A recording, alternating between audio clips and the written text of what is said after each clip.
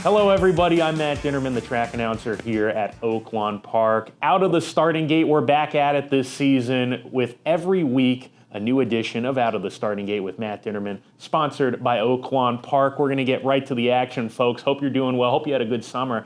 And we are back excited for live racing here at Oaklawn Park this winter and moving into the spring. Our first guest of this season's Out of the Starting Gate, Zack Gillham. Zack, an alumni of the show. Good to have you here. Zack, what have you been up to?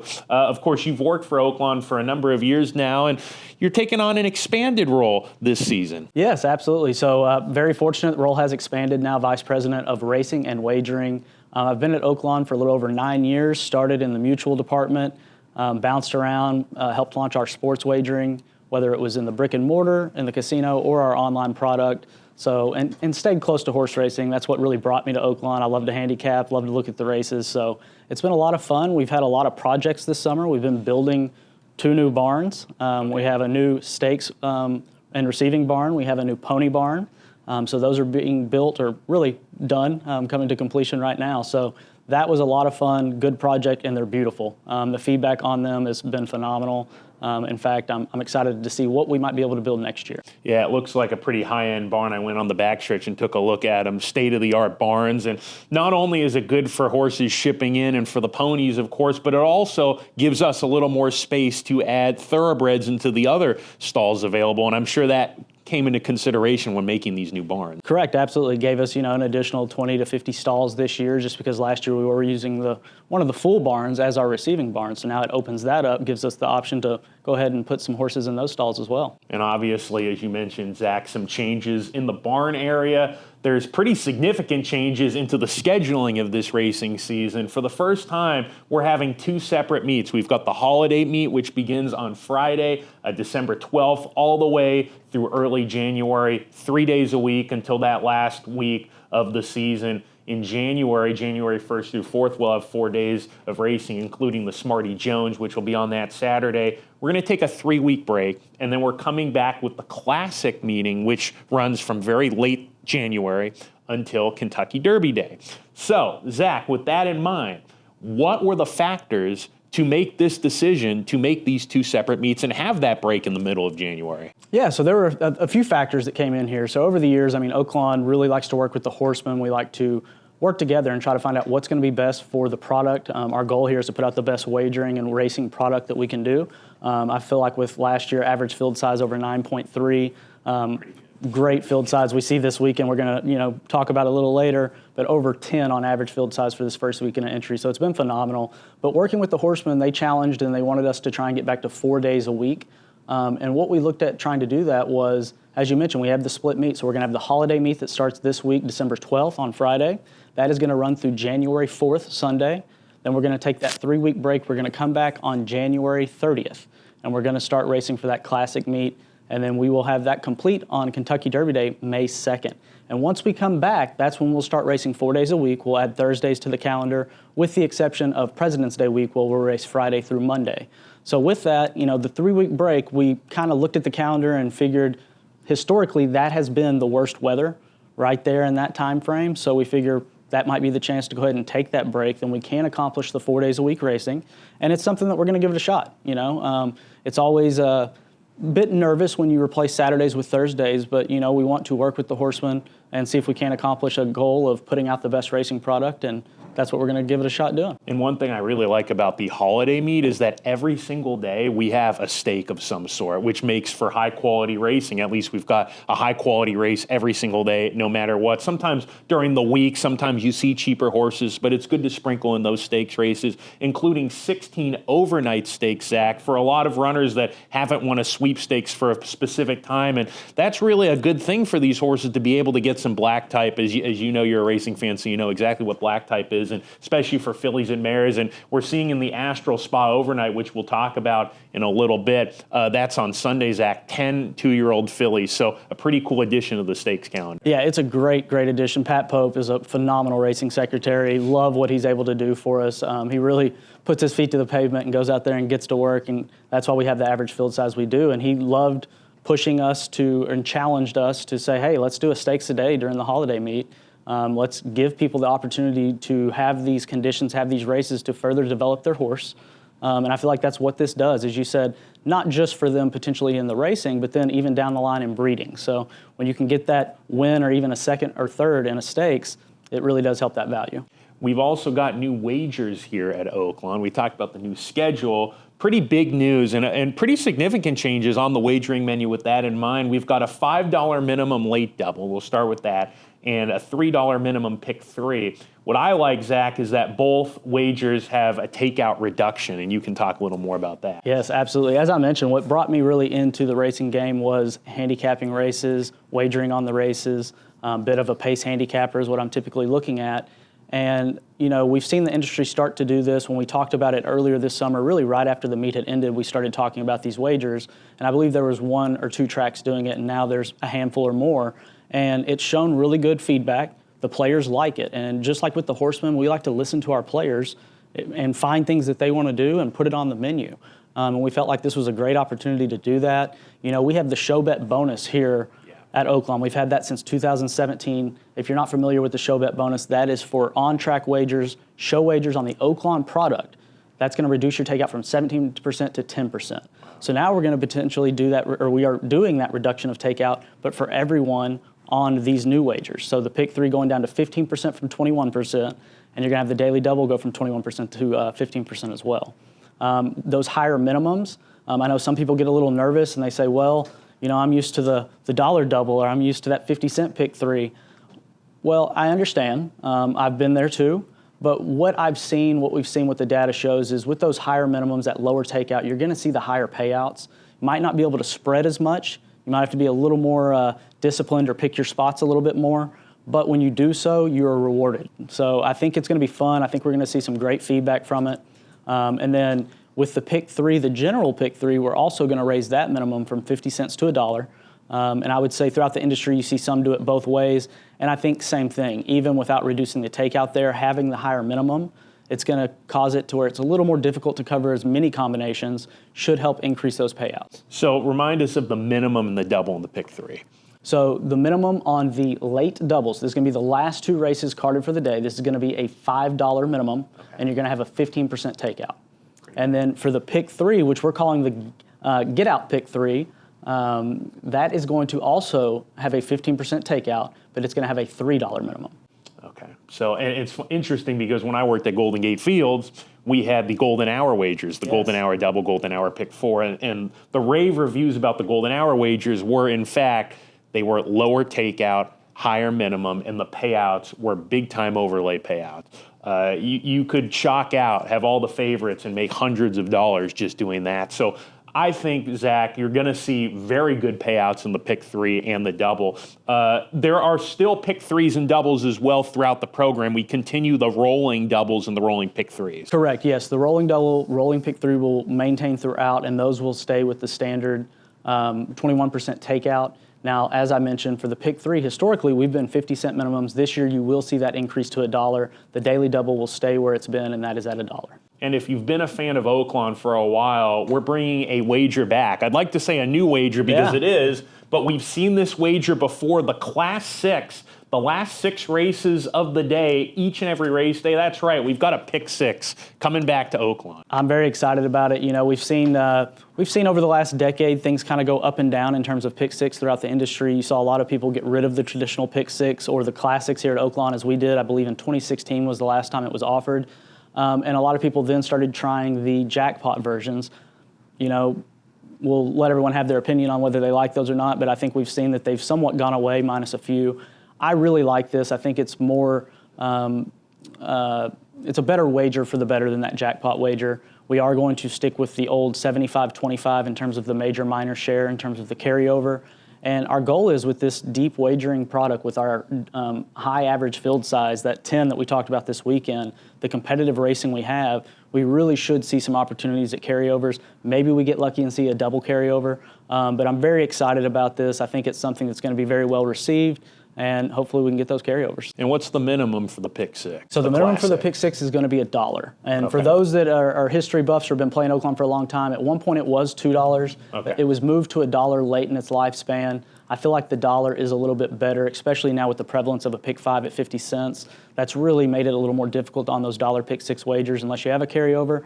But I do still think the Oaklawn one is really going to be something that people tune in for. And speaking of wagering, we've got a pretty cool deal going on when we come right back from that break into the classic meeting on Southwest weekend. We've got the Southwest Showdown on Saturday, January 31st. It's an on-track handicapping tournament. And right on the next day, Sunday, February 1st, to kick off February, the Oaklawn Horse Players Championship. Tell us a little bit about how this came about and how this is going to work here at Oaklawn. Yeah, so very excited about this. The team has been talking about this for some time, and I know the NTRA, working with some of their team there, the players that participate in these events have been asking, when is Oaklawn going to have an event? When is Oaklawn going to have an event? Well, the time is now. Very excited to do it. And not only are you going to be able to earn first chance, last chance seat to the NHC, but you're also going to be able to earn Breeders' Cup Betting Challenge seat, and that is for the Sunday tournament. So Saturday, Southwest Showdown, we're going to give a little bit of a look in because we have some details that are going to be coming out in the next few weeks. But the entry fee for that Saturday tournament is going to be $1,000, and the entry fee for the Sunday tournament, the Oaklawn Horse Player Championship, is going to be $3,500. So for that Saturday tournament, you will have NHC, the National Horse Player Championship that's out in Las Vegas. Seats will be available for that. And then Sunday, you'll have seats for both of the contests mentioned. Cash prizes available. And, you know, we're really excited to do it. It's something we wanted to do for some time. I think Oaklawn has the destination property. People that haven't been to Oaklawn are going to be blown away with what they see, whether it's the resort, the Forbes rated spa, the recommended hotel, the event center, which is where we are going to host this event. So we're actually going to use the event center down at the resort. It's really going to be a great weekend. Yeah, Tom Rooney from the NTRA, he was quoted in a press release the other day of saying, Oaklawn Park is a bucket list. You need to get here. You need to put it on your bucket list. And I would agree wholeheartedly from a biased perspective. Yes. But when I was interviewed here for this job, actually, the position as the announcer, I was just blown away with how much people are so supportive of racing. And for those who haven't been here, you're going to be seeing that, especially with that contest. Zack, what do you think are benefits to having an on-site handicapping tournament? Well, I think one of them is what you just mentioned. I believe it. I mean, I'm born and raised in Hot Springs, so I'm more biased than you are when it comes to Oaklawn, and that I think this is a bucket list item. But sure. I think it's going to give people the extra reason, the extra incentive. If you're a handicap player, if you're a contest player, if you're a wagerer, if you love racing, if you like great food, if you like great spas, there's so many reasons to come to Oaklawn, and now we're just adding another one to the list. So I think that is the real reason why. And then for me as a wagerer and working in the racing and wagering department, the on-track handle that can potentially bring is also a great thing. As we know, most wagering nowadays is done online. And that's just the way of the world. Technology's advanced to the point that will never change. But it is nice to give people the opportunity and a reason to come on property and really put that money through the window. And speaking of on property, whether you're here all the time and you're local, whether you come every now and again, or whether you're here once a year, once every 2 years, it's good to get rewards points. We're going to throw in this extra plug for you. We're changing things up with the rewards points, which is only going to benefit anybody who's a player, whether it be sports wagering, going to the hotel, the restaurants, and of course here at the track. Tell us a little bit about that change. Very excited about this. We launched this Breeders' Cup weekend, so that's when we went ahead and launched this out, but now we have fully encompassed our property for our rewards program. So it's our loyalty card that you can sign up at the player services. Typically in the casino, you're now going to be able to sign up over here on the racing side. We have that set up in our info booth right when you walk in the door. And racing customers now double the amount of points that you were earning historically. Wow. So it used to take $10 to get a point. It is now $5 to get a point. We have other things in the works in terms of promotions on what we're going to be able to do with that. But for now, you're going to be able to have all the benefits of our loyalty program. But in addition to those, we've also made it to where you're going to be able to redeem your points for food comps on the racing side. Okay. So you can be over here enjoying a day at the races. You've earned your points. You're going to be able to go over there and redeem and get a concession stand item or whatever you're looking for, merchandise in the gift shops, which we have some phenomenal merch here at Oaklawn. So I know that's going to be something people take advantage of. And there's going to be other opportunities in the future as well with that. And looking at points, you can redeem food. You can redeem maybe a hotel room if you have enough points. Tell us a couple other things that you can redeem with these points. Yeah, so with these points, so the food comp's going to be a big one. Looking at reservations, so you're earning towards your tier status. So as you earn up more tier status, you're going to have more awards, more rewards available to you, whether that's potential hotel stays, whether that's event tickets that are complimentary, whether that's going on a VIP experience. There's many options, and on Oaklawn.com, you can go to our promotions page and look at that rewards. It's so long, Matt, I'd take your whole interview if I tried to list all of our opportunities there. And you got some things to do, so we won't take too much of your time here. Zack Gillham here with us, of course. And Zack, one more thing, as you are the director of racing here, you said to me off air that we have a healthy horse inventory, not just on track, but also we're going to get shippers with that good money that we give out. There are local training centers around here. How many horses are on track, though? And first week of entries were phenomenal, so I'm sure you're happy about that. Very, very happy with the first week of entries. The team back in the racing office does a phenomenal job. As we've mentioned a few times, and I'm going to say it again, average over 10 for our field sides this weekend before scratches. So really, really great stuff here for this time of year.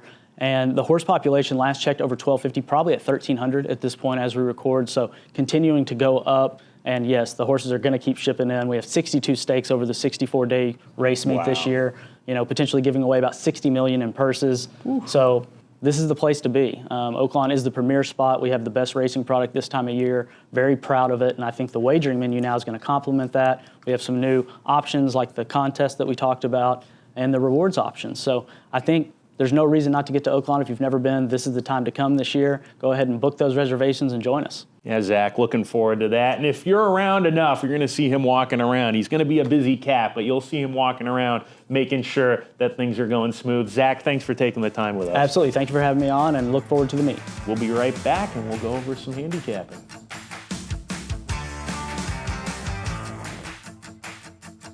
We're back at it here out of the starting gate, episode 1 of the 2025-2026 season. Good to have Zack Gillham with us. Zack, he's always been very passionate about racing and gaming, and we're just thrilled to have him be such a major part of our team here at Oaklawn. He does a great job. And as you heard, a lot of really exciting promotions, handicapping contests, wagering opportunities for folks of all levels. Amateur wagers, folks that want to bet a lot of money. You got it all here at Oaklawn with a very good product throughout the meet. Let's go through our handicapping segment of Out of the Starting Gate here. We're going to talk about the 3 stakes this weekend. Again, opening week here at Oaklawn. Friday, December 12th is our opening day program. We've got 10 races on the docket, and the feature on the program goes as race number 8. It's the Advent Stakes. $150,000 is the purse. Here's the field for the Advent with a field of 7 in this race. I think a runner that's going to get plenty of support is Ganas, number 5, who exits the Grade 3 Street Sense Stakes going 2 turns. He cuts back from a route to a sprint. My favorite angle. This horse is going to be very fit. And he's a perfect 2-for-2 sprinting. So we do know that this horse can run effectively at the 1 turn. Here's his replay in an allowance race at Churchill Downs. I thought this was a terrific effort, as you can see here. This horse easily breezing by the company down the lane and pulling away for a pretty decisive score here. He's going to be ready to run a good race, considering the fitness angle with the cutback from a route to a sprint. Edgar Morales, he was injured in a race in Kentucky a couple of months ago. He's back in the saddle, and he's going to be here with his lone mount on opening day for the Andrew McKeever barn. He is based at Turfway in Kentucky this winter, but he is flying here to Hot Springs, and he has the riding engagement. My top pick in the race, though, there's a lot of speed in this race, and I think a horse that can sit off and run effectively is Boca Beach Club for the Jimmy DeVito barn. This horse purchased for just $25,000, the son of Omaha Beach. Let's take a look at a recent workout in late November, on November 23rd here at Oaklawn Park. Here he is right here. He was very impressive breaking his maiden at Hawthorne, and even though he's facing a tougher group this time around, I think he's going to get the right setup. I think he's going to be able to stalk what's going to be a pretty fast and contentious pace, and I think he can run on and do well. And I like this work. He's not my Denny Clocker pick of the week, but I will say this, the way he worked here, tells me that this horse is going well. He's feeling good. He looks fit, and you see really good energy level from him. Boca Beach Club, the Chestnut, with Ricardo Santana Jr. set to navigate for the first time. Another horse that's figuring to get play is Spun DMC, won on debut, and then was second to Gallivant in a stakes race at Churchill Downs. Spun DMC, trained by Randy Morris, has been well-liked from the onset. He'd been working well before that debut. He's already stakes placed. Spun DMC, one of the class horses in the race, and he is figuring to get some play for the Morse stable. One horse that recently was very impressive in the Zia Park Juvenile is none other than Walter the Mason. He's run 4 times. The only time he ran over a fast track, he was able to get the job done in the Zia Park Juvenile in New Mexico, and he will be breaking from the rail with Christian Torres, who is a 2-time champion jockey here at Oaklawn Park. He's going to have to deal with a lot of pace pressure from the outside. Got a career-high 80 buyer in the Zia Park Juvenile. He ran by far his best race on a fast track in New Mexico. So figuring Walter the Mason is one that could be considered a major player. Steve Asmussen, the most winningest trainer ever here at Oaklawn and also in the whole country. He saddles strong potential. When you've got a stakes race here at Oaklawn, Steve is very much likely to come and play, and he's got strong potential drawn outside. Hasn't run since July. This horse went on debut at Ellis Park, but he's been working steadily, including a quick 47 and change gate work here a few mornings ago. Strong potential. The outside post should benefit him with that fast and contentious pace assembled and in mind. Finally, maiden winners Dirty Rich for the Peter Miller barn and Chad Allen for Bob Young round out the field of 7 in the Advent Stakes. That's our feature on Friday opening day. 24 hours later, we've got the Ring the Bell Stakes for sprinters. The road to the Count Fleet Handicap in April begins early, and it starts with the Ring the Bell Stakes for 3-year-olds and up at 6 furlongs.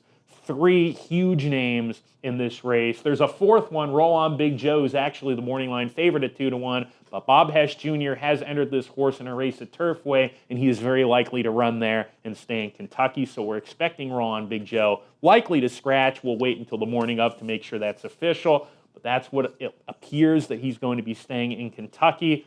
3 big names would remain if Roll On Big Joe were to scratch. One of them, I guess you could tab him the king of Oaklawn. Skelly, 10 for 12 here at Oaklawn. He's a 6-time stakes winner, including a 2-time winner of our big sprint race here, the Grade 3 Count Fleet. Here he is last year winning the Lake Hamilton, and he is a 3-time winner of that race. He's won that race, the Lake Hamilton, 3 times. Pretty incredible when you think about it. This horse doesn't have great form.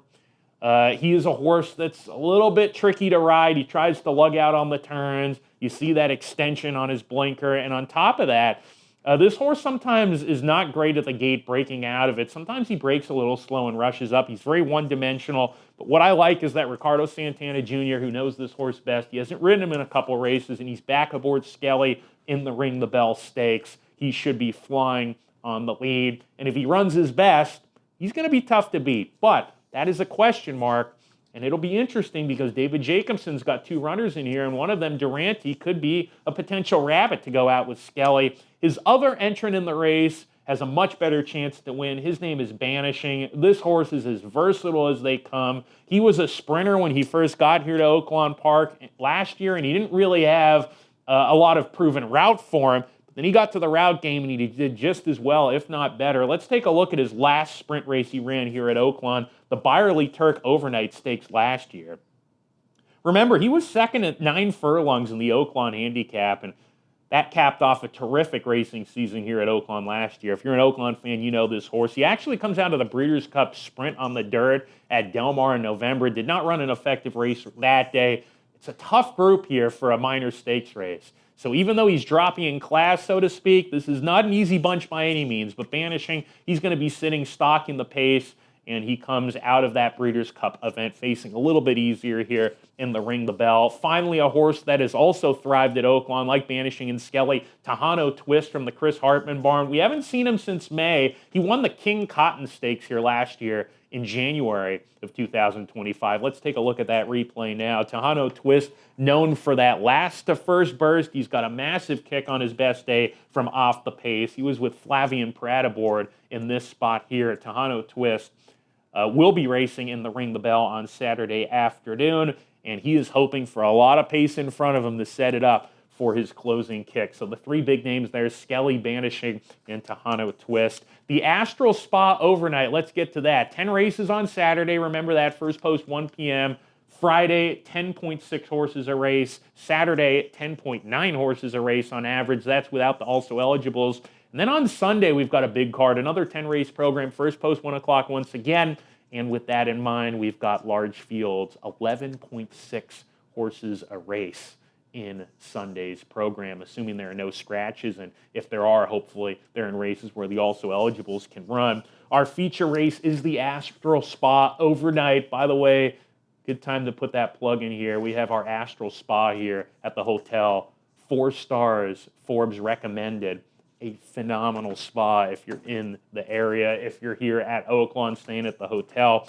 The Astral Spa overnight features a number of 2-year-old fillies. They'll be sprinting 6 furlongs, and one of them was a first out maiden winner in Counting Stars. Here's the replay for the Mark Casse trainee. Speaking of Mark Casse, he's going to be very live here at Oaklawn throughout the season, and later on in the meet, we're going to see him with some big guns. Sandman, the Arkansas Derby winner last year, he's pointing for the Oaklawn Handicap. He'll be back off a layoff in a little while to the races. Nitrogen, Lacara, top fillies, grade 1 winners. They will be pointing for the Apple Blossom later on down the road, and we're probably going to see Lacara first, and even Vixen is a runner, a stakes caliber runner, a graded stakes caliber runner that we're going to see here. She's also made her way to the grounds already here at Oaklawn. But going to Counting Stars, this filly was very impressive, as you saw here at Churchill Downs first time out for the Casse stable. Did not run well second out in a stake, faded down the lane, looking to rebound in the Astral Spa overnight. Glazin' Fury is one that I think is going to get support. Let's take a look at her replay. This race was in the mud. She's never run as good of a race on a fast track, but maybe the light bulbs turned on for her. Luis Saez back aboard. We're going to talk about him in a little bit. Glazin' Fury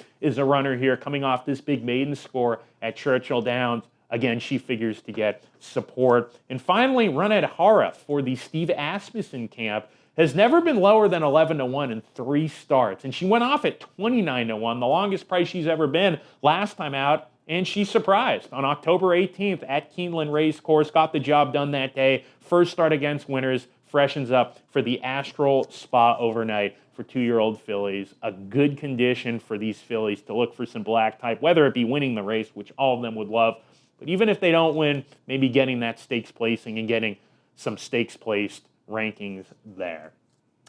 Let's go to some news on the page here. One of the major topics of discussion for this meeting is the jockey colony. I counted 39 riders are on the official roster here at Oaklawn. Let's go over some of the top riders and also some newcomers looking to make a splash here at the Holiday and Classic meetings. We start with returning riders. Last year, Francisco Arrieta was our champion riding jockey, and he is back here with Kevin Meeks, a new agent of him, to be representing Francisco Arrieta. Christian Torres, he's a fan favorite. He's a multiple riding champion, as well as Francisco. They've both won 2 riding titles here at Oaklawn. Christian won the 2023 and 2024 season riding titles. He is back and has a number of mounts this opening week. An 8-time riding champion also returns. Ricardo Santana Jr. had a very good summer at Saratoga in New York. The highlight of his season, along with another good Oaklawn season last year. He is back in Hot Springs, Arkansas. Last year's top Oaklawn apprentice, Tyler Bacon, returns as a journeyman and is back here, along with Oaklawn mainstay Ramon Vasquez, who has won thousands of races, and the numbers speak for themselves. Ramon, a very good rider. Manny Esquivel, you're going to be seeing him on a lot of Cipriano Contreras, Kenny McPeak entrants. He is back here at Oaklawn, not a surprise. Abel Cedillo came here late in the meeting, had a good season. He's going to be back with Agent Jay Theodore, along with another Oaklawn mainstay, Walter De La Cruz, and Rafael Bejarano will be back in town as well. A number of new riders will also be here at Oaklawn. Among them is Luis Saez. And for those who know Luis Saez, and that's pretty much any racing fan, you know he's had a lot of success. He's a winner of 3,800 races. He's earned over $26.8 million in purse earnings this year alone. And we're excited to have Luis Saez, who will be shipping his tack to Oaklawn Park for the meeting. And he's going to get a lot of high-quality mounts. You're going to see him in a lot of stakes. He's going to be riding a lot of races. Luis Saez, one of the morning line favorites to maybe win his first Oaklawn riding title. Joel Rosario, he's been here before, but Joel, of course, a winner of many races himself, over 3,700 races. He rode here in 2021 and 2022, and he, of course, is a 16-time Breeders' Cup winning jockey, as well as a Kentucky Derby winning jockey. He won the Kentucky Derby with Orb back in 2013. Jaime Torres, he rode Dwayne Lucas's Seize the Gray to victory in the Preakness in 2023. He's earned over $7 million in purse earnings this year. Will be riding here for the first time with agent Liz Morris. So excited to see Jaime here. Evan Roman is one that a lot of people, especially on the West Coast, know. He's 3 victories away from 1,000 career wins. Evan has won numerous riding titles in California. Between Southern California, Golden Gate Fields, my old neck of the woods, and the Northern California Fairs, Evans won 13 riding titles amongst all of them. And he actually tied Flavian Pratt for a jockey title here at Santa Anita at the Winter Spring Meeting in 2017. So Evan's a very good rider, and he's got some good business for Ron Moquette and a couple other good outfits right away. That's Evan Roman. Another Golden Gate alumni that I know well is Asael Espinoza, the nephew of American Pharoah's regular rider, Victor Espinoza. And Asael Espinoza himself, a 4-time riding champion in Northern California. He's going to be staying here in the winter at Oaklawn Park for the first time. 2 apprentices, you're going to hear from them. Ronnie Huckabee, who won 22 races at Prairie Meadows this summer, and Amir Mendoza, a native of Panama, who's been very well regarded, and he's starting to get some good business right away. Those are your 2 apprentice riders this year. Other new faces, Alfredo Triana Jr., Julio Hernandez, Israel Hernandez, Johan Rosado, and Esjuan Flores from Canada at Woodbine. He's going to be coming here in a couple weeks. He gets here on the 19th of December. So those, a lot of jockeys here, but those are some of the main ones here that you're going to be seeing throughout the meet. And finally, folks, we're bringing it back. Denny's Clocker Pick of the Week. You can go to oaklawn.com/racing/workouts to find a number of videos. Every morning, we're going to be recording workouts for you to watch, and hopefully maybe that can tip you on horses that are doing well, maybe first-time starters that have some ability. This week, for the first Denny's Clocker Pick of the Week, hopefully we get lucky here with Gins Beach Road for the Mark Cassidy barn. Let's take a look at that workout here. Runs in race 10 on Sunday, and a first-level allowance going 6 furlongs. This $650,000 sale purchase drew post 6 with Christian Torres aboard on Sunday. Not in this workout. Christian's not on. But whoever was, I have to say, is probably very happy with how Gins Beach Road worked.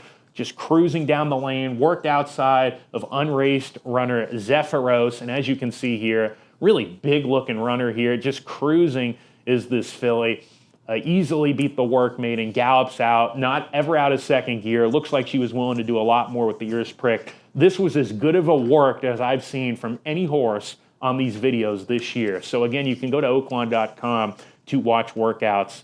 Pretty much every morning we've got workouts videoed for you. That does it for another episode of Out of the Starting Gate. First post each racing day this week. Friday, Saturday, Sunday, 10 race program at 12:30 p.m. We've got 3 stakes throughout the weekend. Big field sizes. Should be a lot of fun. And we're looking forward to another great racing season here at Where the Sun Always Shines, Oaklawn Park. I'm track announcer Matt Dinerman. We'll see you next week for another edition of Out of the Starting Gate. And if you like this, make sure to like and subscribe to our YouTube page and all our social media channels. And give us some feedback if you'd like to hear any topic of discussion here on Out of the Starting Gate. Have a great opening week, folks. Let's get to racing.